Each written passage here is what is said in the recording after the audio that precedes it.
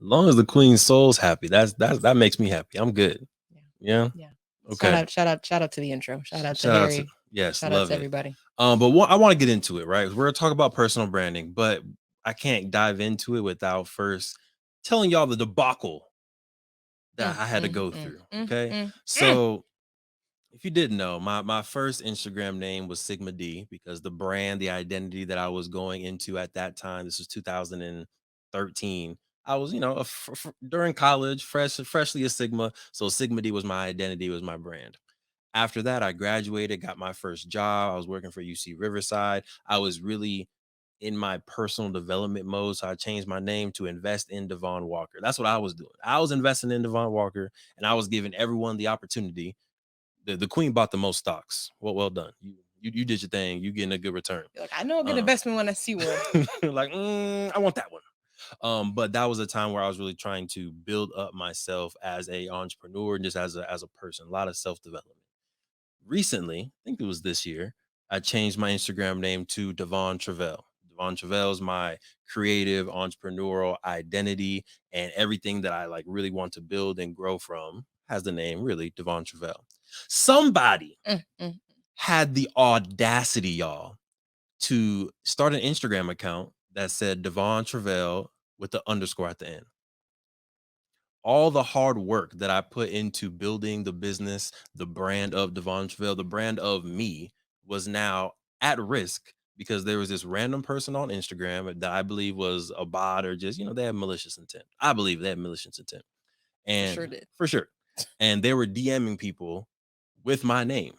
And you're missing a part. They didn't. Talk to me. It's not like someone just happens to also come up with this name. They took No. his profile picture. Yes. They were reposting his posts word for word.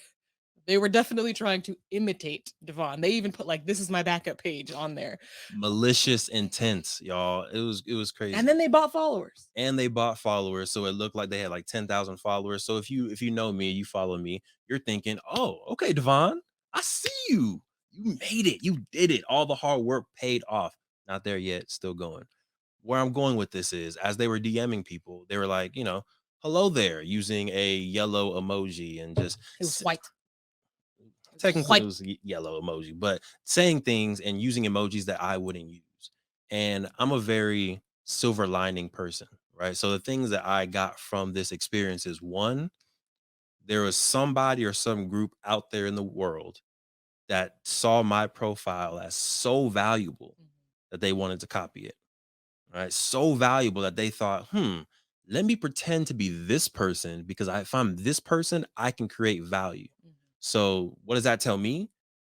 That my identity, who I am, can create value. So I need to stop messing with myself and take it seriously before someone else tries to come and take my value that I've worked hard for. Right. Number two, what it told me is that there are a group of people out there that have a very set impression of who I am Yeah. and my identity. Had multiple friends that, send me a DM or even texted the queen, like, someone's trying to pretend to be you, and I know they're not you because they didn't use black emojis. Period. Right. Shout out to Denzel. That's how I know this ain't Devon. So someone else was like, "Oh, I knew it wasn't you because they weren't talking about black empowerment or wealth." Mm-hmm. Someone else was like, "They didn't ask me about my hopes and dreams, so I knew it wasn't Devon because Devon always asked me about my hopes and Someone dreams." else was like, "Oh, when I said hey frat, he wasn't excited or anything like Yeah, that." Like you, people know you. People know people who know you you. are. People know how you interact with them, Oh and they yeah, expect that. And when you don't, they're like, "This isn't all right." right. Something's fishy, right? So I had a great. Great maybe a strong word because again, it was a negative experience. Had a lot of DMs, had to email a lot of people, all that stuff. But the fact that I was able to see what my brand is to other people. So my brand is a hopes and dreams brand, which Mhm. is right on par with what I want to do. My brand is a black excellence, black empowerment, black wealth brand, which is right in line with what I want to do.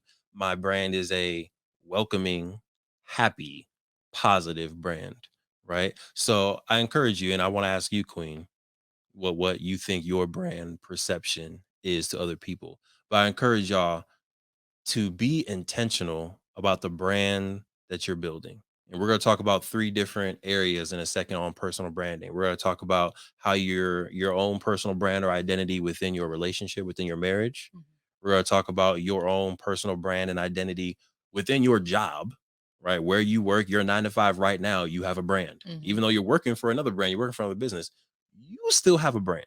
And then we're going to talk about your brand within your own entrepreneurship career or your own business.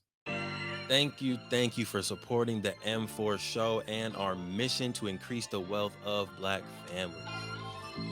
If you received any value from this episode, any value at all, Any. any, do us a favor and give us a like and subscribe on YouTube and Apple, Spotify, All them. anything, all of them, All them. all of them. Wherever you're listening, go ahead and like and subscribe.